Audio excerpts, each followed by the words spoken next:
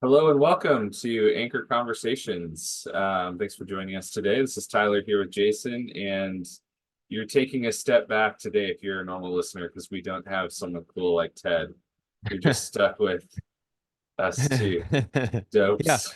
yeah. We don't have an expert in one of the books of the Bibles to talk through. You are stuck with us, which is fine. I mean, we're serviceable for sure, but it was nice to actually, if you haven't listened to that, I would say go back maybe and listen to that podcast from last week if that's something that you haven't had a chance to do yet. I was telling Tyler after we got kind of jumped off the air. Maybe we said this a little bit too on the podcast, but man, when I talk to guys like that who have just spent so much time thinking about a really specific thing and spending time in the Bible that, they're just have given so much of their life to really thinking through that, it just makes me want to ask way more questions. And we probably could have spent another 45 minutes just picking his brain and talking to him more about the Song of Songs. I hope that you've listening to this found that really helpful. Because I think Ted does bring a really good historical understanding of that book of the Bible. And if you were scared about it, nervous about it, I hope that you're not anymore. I hope it's something that you're interested and excited to read, and that you would do it. So I don't know. I mean, Tyler, is that a book of the Bible that you were kind of had read before? Is it something that you were eager to read? Did it change your perspective on that? Yeah, I meditate on that book of the Bible every day, actually. Perfect. So you No, so yeah, you it's also you also are an expert. Awesome. Love it. I am an expert in all things. Uh, no, yeah, it's definitely a book of the Bible that there's just so many different opinions and perspectives and things like that. So it can be a little overwhelming. I can't remember if Ted mentioned this in his sermon or when we talked with him or just another time, but just the number of commentaries that have been written about that book. Um, typically when that's the case, it means there's a lot of different, angles and opinions and interpretations and things out there. So um yeah, so his thoughts on it are super helpful. I started reading his book, um, which I know you've read, and that's a great read so Mhm. far. So Yeah, um, it's a great devotional. I mean, it's if you're looking for a devotional that isn't super long, but it's going to give you some good insights, and also it's going to push you into seeing God as somebody who loves you deeply.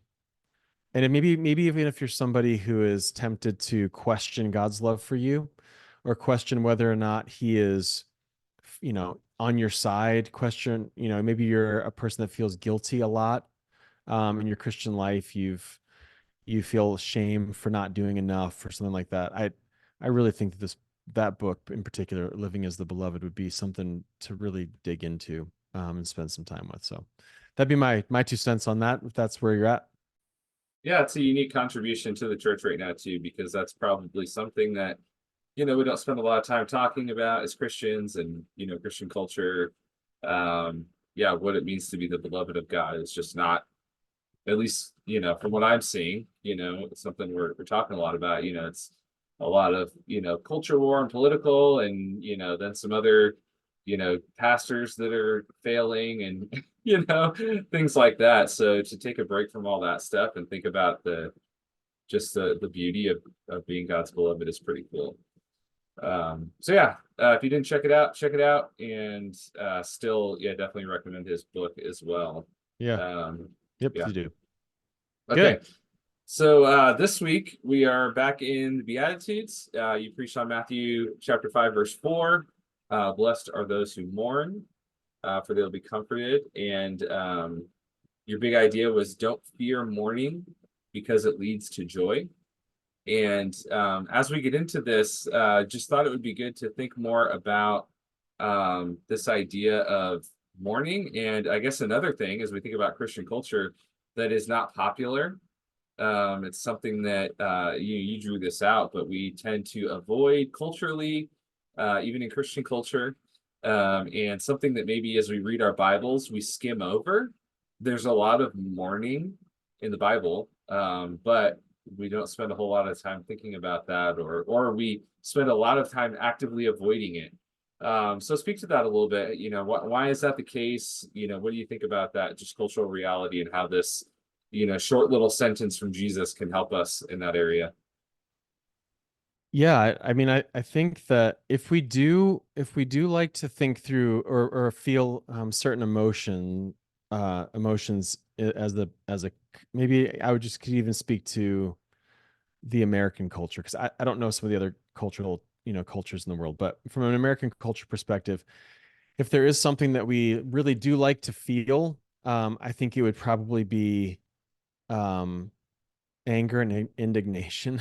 Especially currently, I feel like that's kind of the vibe that we get. We are constantly angry and indignant at what somebody else said and what they're doing, and they can't believe that you know political pundits said this, and I can't believe on Twitter this person said this, and this person believes this. And we've talked about cancel culture. It's something that we do live in.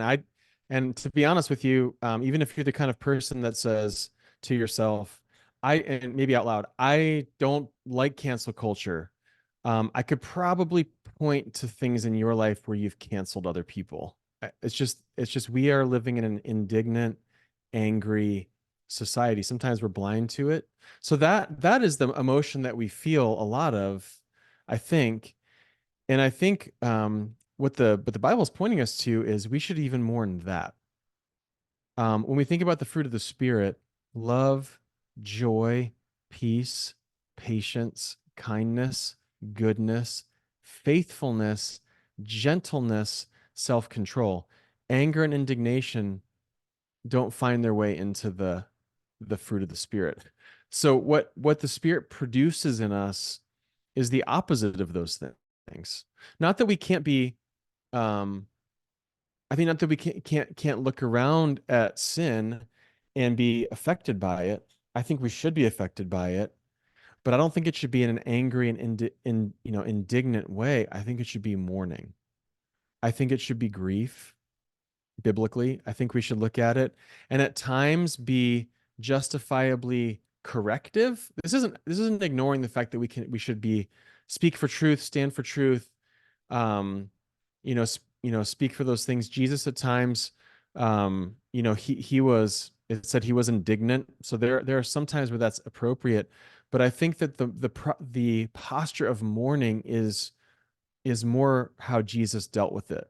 I think that there was, and so an example might be, when Jesus stood over Jerusalem and he said, "Oh, Jerusalem, how I longed to take you under my wing and care for you as a mother cares for its young. Like but you would not listen."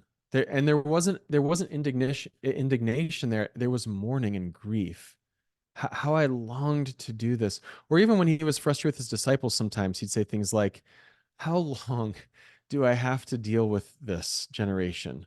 And I don't think it was indignant or angry. I think he was mourning. He was saying, what is happening? When he was with Mary and Martha, um, and their brother dies, and it's his friend, Jesus' friend dies. He weeps. And he weeps because he's mourning the reality of sin and loss. And I mean, there's something about that I think should be our posture. So we're quick to be indignant and angry, but the mourning part, I think sometimes we find as weak. I also think sometimes we think it's ungodly. And I wonder if more often than not, Tyler, you can maybe speak into this too, but we wind up ignoring the lament of sin and of circumstance, even suffering that comes from sin, because we feel like if I were to sit here for the next month and have a conversation with Tiffany, or maybe Tyler, you and Lindsay, where we're hanging out. We've done this in the past at times where we've had hard seasons and we've just got together and talked, and we talk about wrongs done. We grieve over them and we spend time. I wonder how long we would be able to do that and not have somebody, like, publicly, and not have somebody come and say, you know what, at some point you got to get over that and just trust the Lord. Um, let go and let God. Like, we got to do this, because it seems ungodly to mourn difficulty and struggles and sin and being sinned against, and the mourning of that. I wonder if it just comes across in the Christian circles as that's not faithfulness. Faithfulness is looking around at your circumstances, the sins that have been committed, your own sin, you've been sinned against, all these things, and just move on because the Lord has a plan for your life. And I guess this was a part of it. And so you just move forward instead of actually saying, I want to live a life that looks around and mourns. You don't stay there, right? We're not just mopey like Eeyore, but we can appropriately, I think, spend time mourning. And we don't like to do that in Christian circles. And I think in the cultural realm, we don't like to do that because it's not comfortable. And in some ways it's not acceptable to just sit there and mourn. You see sometimes people um on social media, and there's not a whole lot of mourning. There's a lot of joking. There's a lot of um pranking. There's a lot of indignation. There's a lot of discourse. There's a lot of those things on there, but there's not a lot of mourning, just sadness over the state of the world. Now we get some of that, I think, when it comes to, like, I don't know, like what happened in Israel. You have the Palestinian Israel conflict, and on both sides people are dying, and so you're trying to figure out what's going on. Immediately after something like that happens, or 9/11, something like that happens, there's mourning, but it quickly turns to something else. And I don't think that it's appropriately even mourning what it is, because we're not calling it sin. There's a cultural dynamic where it's just sadness for the loss of life, and I don't think people would call it sin and or against the Lord, or there's no turn to the Lord in that, which is what I think appropriately, those of us that would mourn would do. So I think that it's a difficult thing in our culture because I think we avoid it. We talked about it. I mean, I talked about it on Sunday with our social media feeds and our phones, that we like the dopamine hit. We like to feel good. Ironically, though, I mean, all of those things with the dopamine hits and the cell phones are leading to more anxiety and fear than they are joy. But we do it anyway, and we find ourselves in there. So I think that it just goes it's countercultural for Jesus to say, and remember, he says blessed or happy. you know eh, to be envied is this one, um who mourns. Like, culturally, we wouldn't say that. We'd say, man, um if somebody's in mourning, a lot of times I think culturally we'd say, how do I get out of here? This is uncomfortable for me. I don't want to be around someone mourning. I got to try and find a space to remove myself from the situation. And then we kind of go, man, I hope that they're doing okay, but I don't want to think about those things. So I think that it's just, as all the Beatitudes are going to be, I think they just go against the flow of culture, and they really do hit some cultural dynamics in us, even thousands of years later. So there is a difficulty in that. Would you add anything to that?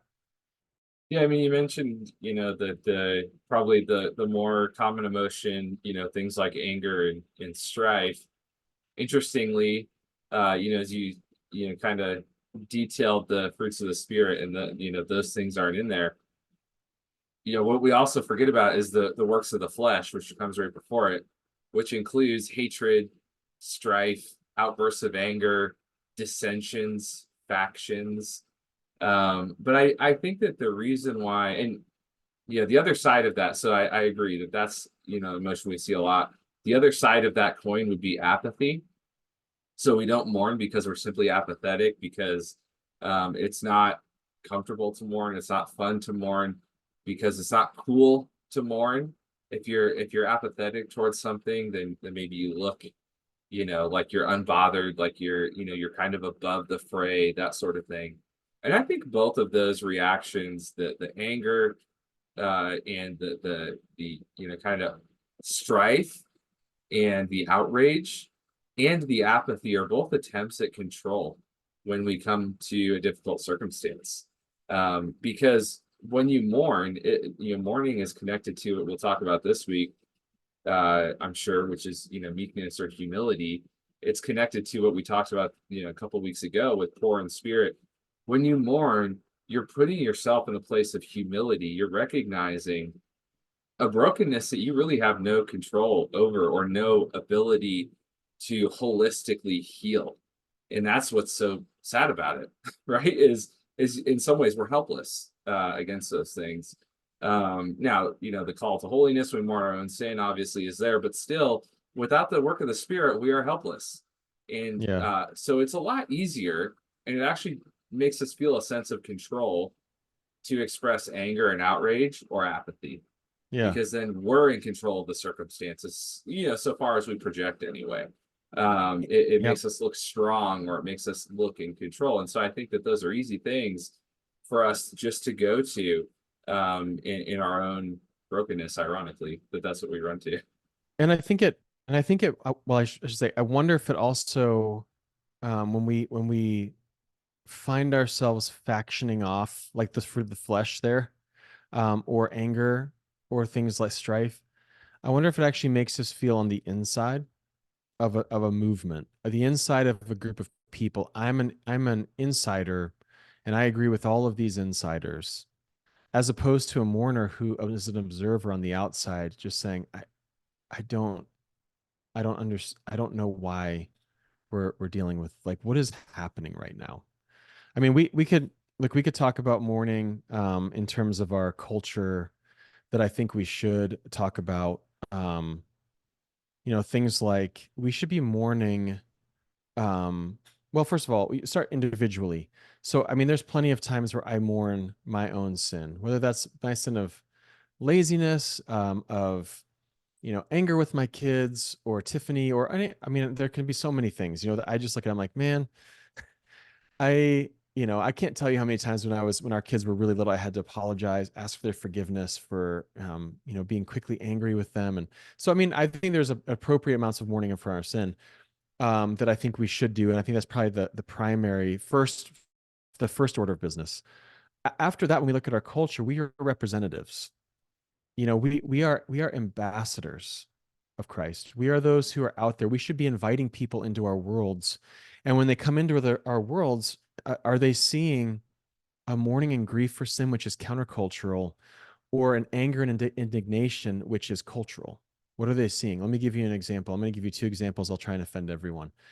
Um, if you are somebody that's listening to this podcast, and you would be leaning on the right side of politics, maybe you're somebody who is, you've just voted right, and you're leaning right. I think it's easy to be indignant um, about certain things. It's easy to be indignant about the fact that there's a different political party that would not care. Actually, they would probably be for the right to life, and so they're against your ideology, biblical ideology of what it means to care for the unborn, and so there's an indignation there that you're angry about, and rightfully so. Like, I think that you should stand against that. Um, but at the same time, you're not grieving over, or you're not mourning and grieving over the character of a candidate that you would be voting for. You just overlook it because you don't want that to be an issue. You don't want to cause waves in your party because, yeah, that's not something you want to do. And on the flip side, if you lean left, you may be indignant about a character, somebody in character, but you're maybe not speaking out against other issues, whether that's unborn, whether that's gender, sexuality. I don't know, whatever it is. But I think that we are selective on what we're grieving over, and then we become indignant to something else, and we're selective on it. That's a really hot button topic, and we can talk more about it as we go. But I do think, I was JD Greer did a really good message on that. If you know JD Greer from Summit Church, Brian Loritz did a good message on that. They were trying to lead their churches through it. I think that there's some good things that we can benefit from there. In Christian circles, I think we can find ourselves. I think I don't want to say the word should. I think we have an opportunity to find ourselves grieving over things that are unbiblical, that are said by people who are pastors. This happens to me. I can't tell you how many times recently I would find myself online and just staring at a screen of a Twitter, somebody I don't even follow on Twitter just pops up, who's saying something outlandish and claiming it as the Bible. I've found myself recently not even being angry about that. I just grieve it. I'm like, I don't, how, Lord, what are we doing as a Christian people? Let me give you an example. A good friend of mine, Bob Coughlin, was leading worship at a conference, and he did a song. He led a song called Jesus Thank You. He led it from his keyboard, had like a little 80s vibe on the keyboard. Bob was in a band called Glad, which was in the 80s. So he's got that vibe, right? So he's playing it. Jesus Thank You, the gospel rich lyrics, your blood has washed away my sin, Jesus, thank you. Um, you know, um, Once your enemy, now seated at your table, Jesus, thank you. There's a very rich song. And a pastor um, goes online on a rampage. This is why I don't think Christian music's good. This is effeminate. And I read it and I know Bob. And I remember I just sat there for a second and thought, what are we doing? Like this is grieving. It's grieving because the world's watching. I think that those are some of the things we can mourn. If you're looking for examples of what does it mean to mourn, well, I think it's looking at the world in every side, Christian circles, political circles, cultural circles, your own life, friends' lives, all around you, and you just say, I I look around at the brokenness here around me, and instead of turning to indignation and anger and wanting to take someone out, I think we want to say, Lord, man, come quickly. Like what? This is just grieving because the world is trying to watch us as Christians, trying to watch you as a Christian, and say, what's different about you? What is it about you that represents this God that you say you worship? And what's grieving is that when people look at us and they say, they might say, "Yeah, there's nothing about them that's different from me. They're just as angry as I am. They hate people just as much as I do." I just think that should grieve us. And I think we could grow in that, in terms of how to be mourners, both for our own sin and for the broken world around us. Because the highest goal for us Christian should be to see the love of God for us, to live for Him, and to, with our lives and our words and our actions, declare His worth, His love, His beauty to those that are broken that need it. That should really be how we think about it. It's living a life of discipleship and then going out and discipling others, which includes making disciples. And sometimes I think our lives, if we're just constantly angry and that's our posture and that's how people experience us, I think sometimes our lives pushes people away rather than brings them in. One of our mission is, I said this on Sunday, inviting people to live generously for Jesus in all of life, inviting people.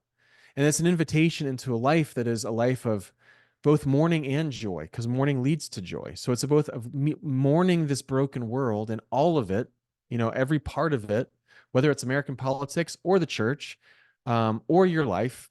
We grieve all of it, and then we find joy in Jesus. And people, we want should be compelling. Like I think people should be able to look into the church culture. I'm talking about Anchor Church now, and say, man, these people, they're in the world, but they're not of the world. And what does that mean? I want to be a part of that. And so just another call to invite, and invite people into your homes, let them see you mourn. Again, not Eeyore. We're not talking about Eeyore, grump, no fun to be around. We're also not talking about Tigger who just ignores it. We want to see it appropriately and go, yeah, this is grieving to me that we live in a country where the church is so split and divided over something like a secular politics. That's grieving to me as a Christian. I wish the church wasn't like this. I understand the dynamics. It's complicated, and there are biblical issues at stake, and we need to really care about those. We want to vote with a Bible in mind and do that with a clear conscience. But at the same time, like people should look in and say what they care most about, and maybe they're on the dinner table is, yeah, I grieve that the church is like this.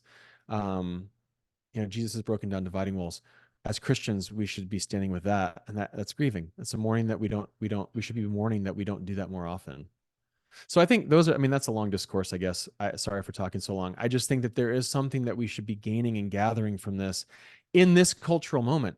This isn't a cultural moment from a year ago. It's this cultural moment. We have an opportunity in 6 months to demonstrate what it means to be mourners, both for the sins committed on just even in politics, the sins committed in the porn industry, the sins committed in the unborn child, the sins committed in the character of people who are calling themselves Christians, and then defaming Jesus through their words, actions, names, whoever it is, political, pastor, Christian, whatever it might be. It doesn't, it doesn't matter where it is. It's just all of that should be grieving. And I think the world should hopefully look at it and say, yeah, they really care about this. And it seems like their God that they worship has a fix for that. And they're finding joy somewhere else. And I want to know where that is. So we want to we want to be those that stand out, and see the Lord for who he is, and then find joy in him. Yeah, and want to transition to some of like the how to, and I'll get your thoughts on this too after I give a few. But the idea of mourning, and even what you were just sharing, people might say yes and amen, but how do we get there? How do we go from being either indignant or apathetic or distracted, or whatever, insert whatever adjective you want there, that's not mourning? And I think one of the ways that we do that, even if you find yourself as an Eeyore or a Tigger, how do you move from those places? I think, and this is maybe oversimplified in some ways, but I don't think it's actually, I don't think it's as easy as it sounds. We have to spend more time with our minds set on the kingdom and staring at Jesus. And the more that we do that, the more we'll mourn over the world that we live in. I think one of the reasons why we don't mourn is because we don't spend enough time with Jesus or thinking about his kingdom and the realities of it, that we are so desensitized. We think that the discourse online is normal. We think that all of the opportunities for lust and things on social media are normal. We think that the cynicism and the violence and the all those things that we're just used to seeing in media and culture, and talk with friends, whatever it may be, we think it's normal. And the reason we think it's normal is because it's all we know. We don't spend enough time. I'm speaking for myself here too. We don't spend enough time in the kingdom, spiritually speaking, just time with God, looking at Jesus, really thinking about the kingdom ethic that God's putting forward throughout the whole Bible. Because it's everywhere. It's not just in the New Testament, it's everywhere. God is so countercultural in the Old Testament too. He's doing these things that if you stop and you go, hold on, that's a big deal. I've been reading or listening through the Bible on the Dwell app, and even things in Leviticus, the year of Jubilee, I find myself just pausing it, going, hold on a minute. God is setting forth an ethic where people, like, they keep their stuff. Like, they don't go bankrupt and then lose everything, because the year of Jubilee is going to come and they're going to be restored for the sake of them and their posterity. Hold on, that is different than anything any culture knows. That's a kingdom ethic. So then when I see someone who's experiencing the devastation of poverty, it invites me to mourn over that, because I know God's vision is different. So I just think that we don't spend enough time doing that. I think it's evidenced by Christian culture too, that we don't spend enough time doing that. So to move from those who are angry, apathetic, ignoring, despondent, distracted, whatever, we got to spend more time with God. We got to spend more time thinking about the kingdom. What are your thoughts on that? What else would you add to that? I would totally agree with you. I think that it's knowing the heart of the Lord for the world. How did God make the world, and how did it break? What was his plan for the world, and what broke? And so some of that, I think we can find in the law. This is where it's hard to go into the Old Testament if you have a hard, but I mean, like the law itself, I mean, the Ten Commandments, I think the Sermon on the Mount, I mean, all of these places are going to show ethics, Christian ethics, kingdom ethics. And so I would say that's one. I agree with you. Definitely true. Two, I would say if you find yourself leaning towards indignation, I would maybe stop and ask, okay, what am I angry about? And what could I grieve instead? I'm angry that, you know, I don't know. Well, let me go a real practical example. Um, maybe even just a one that's kind of easy to hit, but when you look at something like how sex has changed over time, like the just the idea of the relationship between a man and a woman in a marriage covenant as God made it. You know, there's this idea of a covenant relationship, and if you read the scriptures, you understand that that is meant to two people become one. They're unified in covenant before the Lord. They're brought together in that.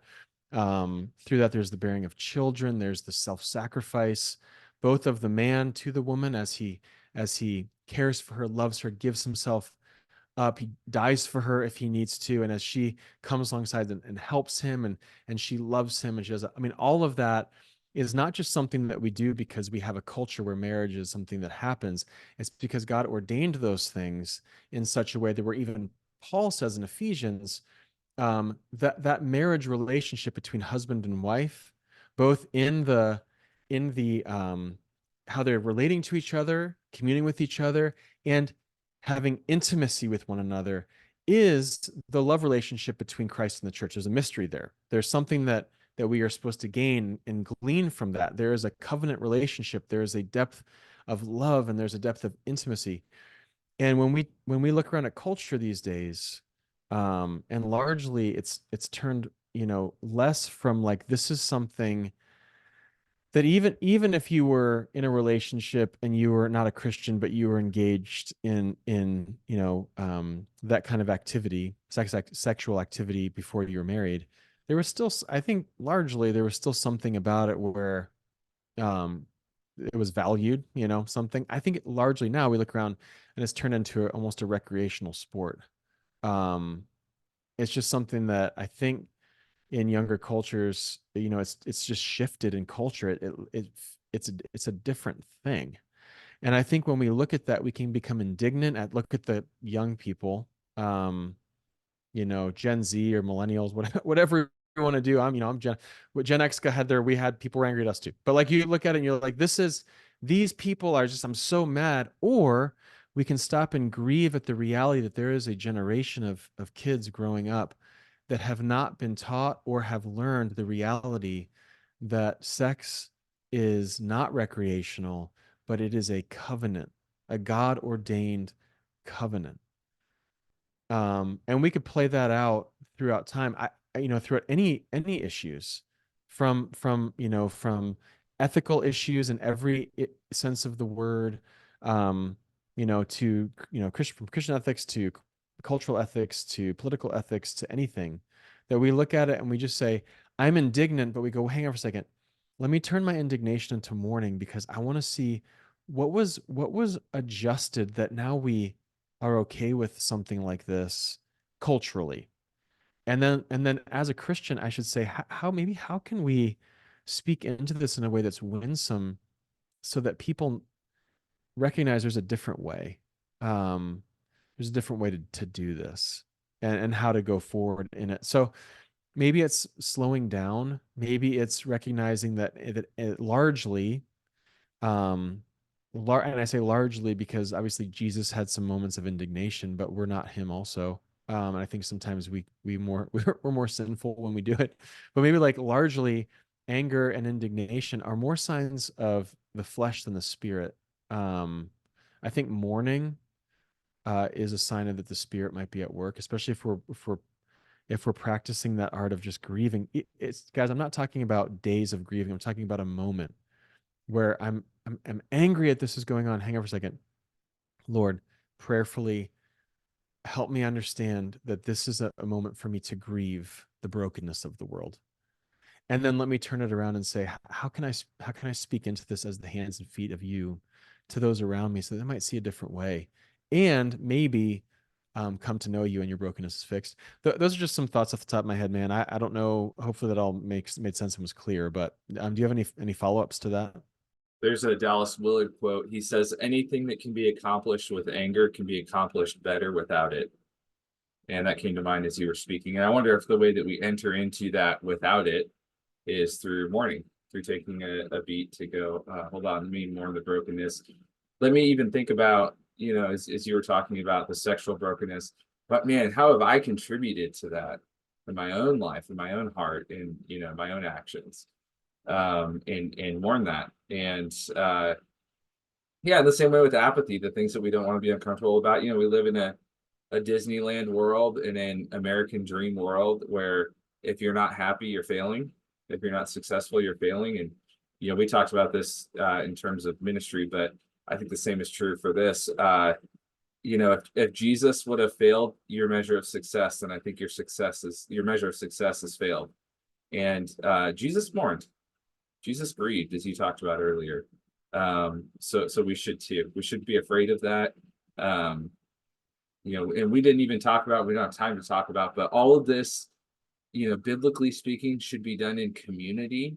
When you think about mourning and grief, the Psalms were the songs of the people of God, and there are songs of lament, of mourning. Yeah. Different culture, and we're just an individualistic culture where we don't like mourning, and we don't like doing things in community, and the Bible Yeah. invites us to do both together. So Yeah. Yeah. And let me just say one more thing in the minute we have left. I would just say, I don't want anyone to misunderstand. Jesus isn't condemning happiness. He's also not condemning a life of joy. He created the world. We live in it. yeah, We're not grieving, we're not grieving as hopefully as we're climbing a mountain, which I don't do, but if you're a hiker, climb a mountain, there's a beautiful waterfall. We're not grieving that. We're going, Lord, this is beautiful. yeah, Like, thank you for so there's joys and happiness. We're talking about when you're seeing brokenness right, in the world. I think our posture should be one of mourning it and saying, man, Lord, come quickly. yeah, This is grieving to my heart. And if it's not, help me to know why it should be. Um, and man, let me live for you so that people around me who are in the midst of this brokenness might know you. I think yeah. that's what we're talking about. It's important. That tension of hope is important. All right. Well, thanks for talking through that. Thanks for listening to us. Yeah, Looking everybody. forward to getting on to our next beatitude, the meekness, the humility, coming up Yeah. next.